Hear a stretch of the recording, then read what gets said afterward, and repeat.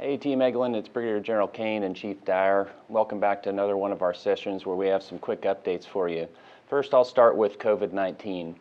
On the COVID-19 front, we have a couple of different focuses. Our near-term focus is on the plateau, the low plateau of cases that we have in the community, which is several times higher of where we were when we came off from the peak back in May-June timeframe. So what that means is that as those cases develop in the community, we still need to continue to be safe and to take those precautions that we all have out in the community, just like we do on the base. On the midterm focus, we have a plan that gets us closer to full capacity, but we still, because of that plateau, haven't been able to take that next step, but we're watching it closely so that we can continue to move on.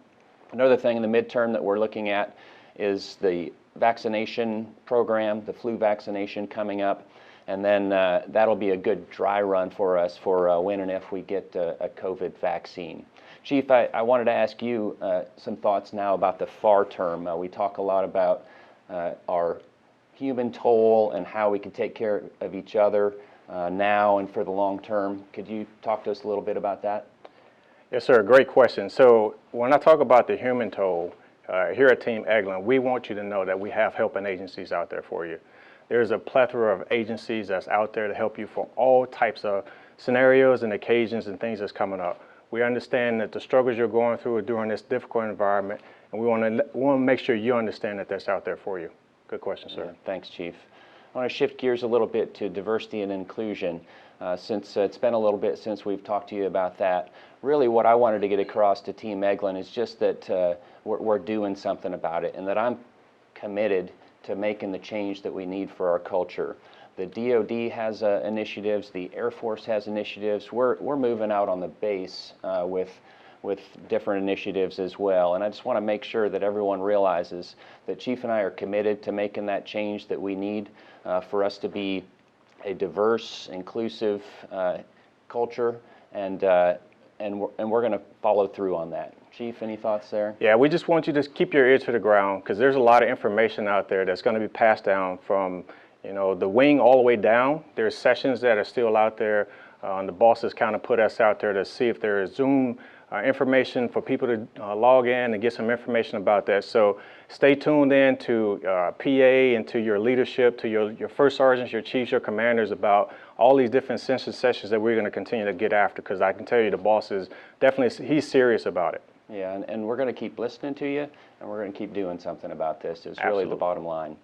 I wanted to finish today, Chief, with just a couple of thanks and success stories, because there's a lot of great work going on still. If you drive by the chapel, you can see a little sign that's out there about the support that they are giving to Team Eglin. And so I wanted to give a shout out to the Chaplain Corps for all the great work that they're doing supporting us. That long-term focus and the human toll, the Chaplain Corps is there for us, and thank you. Chief, is there anybody that you wanted to give a shout out to? Yeah, so I can tell you the Chaplain Corps is definitely one of them, but one of the helping agencies that we really need to focus on, I can tell you that they're 100% engaged, and that's our first sergeants. Our first sergeants are the first lines out there. They're taking care of people at the lowest level, and I can tell you, sir, they're doing an absolutely phenomenal job of taking care of all the different things and the stuff that people are having right now. Yeah, so go to those folks, but thank you to those that are taking care of us. I also want to just talk briefly about some mission success that we're having too, because that is still going on. We're getting the mission done. One of them is our cyber test group, which I love.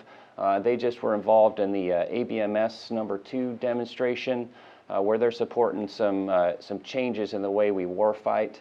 So they had a very successful event that they just executed last week, and then a little farther back they executed a counter unmanned aerial system demonstration, Apollyon, where we brought a bunch of vendors and systems and partners across the Joint Force in to show that we can develop this capability, but also that we can do it in this pandemic environment. So a great success on both of those from our cyber test group, and there are lots of other successes out there where we are still getting the mission done. I think that's really a great point to mention, sir. During these difficult times, we know leaders are still out there leading right now, and you're able to get the mission done despite all of the environment things that's going on. So I just tell you, continue to do what you're doing. We as leaders see it, we understand it, and we're going to support you in any way. All right, thanks, Chief, and thanks, Team Eglin. That's all we have for you today. Stay safe and stay connected.